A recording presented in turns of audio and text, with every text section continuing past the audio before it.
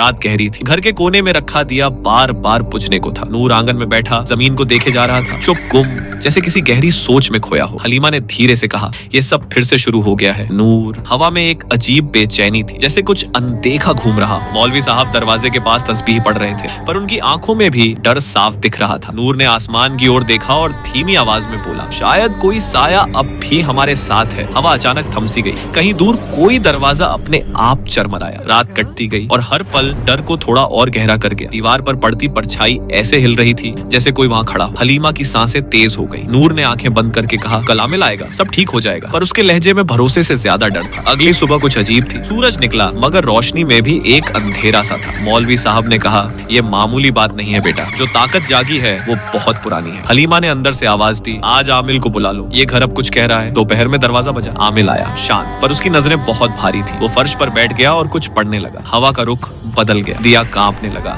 और अचानक पूरा घर जैसे रुक गया। आमिल बोला, ये बंदिश खत्म नहीं हुई, बस सोई हुई थी। नूर और हलीमा एक दूसरे को देखते हैं। जवाब कहीं खो गया था। रात गहराती है, कमरे में अजीब सी गंध फैलती है। मौलवी साहब की तस्बीह रुक जाती है। बाहर पेड़ों की शाखें दीवार से टकरा रही है, जैसे कोई फुसफुसा कर कुछ कहना चाहता। आमिल की आवाज अब गहरी और डरावनी हो जाती है। ये चीज अब सिर्फ इस घर में नहीं, तुम्हारे अंदर तक पहुंच चुकी है। तीसरा दिन, आसमान में अजीब सी खामोशी थी। नूर आंगन में बैठा था, उसके चेहरे पर थकान थी, नींद नहीं। मौलवी साहब दरवाजे के पास बैठे थे, जैसे किसी फैसले का इंतजार हो। हलीमा ने कहा, ये मकान अब पहले जैसा नहीं रहा। नूर ने धीमी आवाज में कहा, आमिल आ जाएगा, शायद सब खत्म हो जाए। पर उसकी आंखों में डर बाकी था। दरवाजा धीरे धीरे खुलता है। आमिल अंदर आता है। वो बैठता है, कुछ पढ़ना शुरू करता है। हवा भारी होने लगती है। दिया बुझ जाता है। कमरा अंधेरे में डूब जाता है। आमिल कहता है, ये बंदिश खत्म नहीं हुई, किसी ने इसे फिर से जगा दिया है। नूर और हलीमा बस एक दूसरे को देखते हैं, शब्द जैसे गले में अटक गए हो। अचानक एक चीख, हलीमा जमीन पर गिरती है। नूर भागकर उसका हाथ पकड़ता है।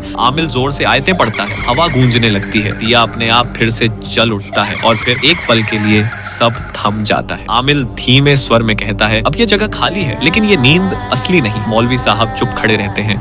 नूर की आंखें नम हैं। हलीमा मुश्किल से सांस ले रही है और तभी किसी कमरे से एक धीमी फुसफुसाहट आती है, मैं अभी यही हूँ। काला जादू, डर, यकीन और उस अंधेरे की कहानी जो कभी सच में खत्म नहीं होता, बस कुछ देर के लिए सो जाता है। अगर तुम्हें लगा कि अंधेरा अब भी जिंदा है तो काला जादू पार्ट 2 आने तक साथ रहो। सब्सक्राइब करो ताकि जब वो फिर जागे तुम सबसे पहले जान सको।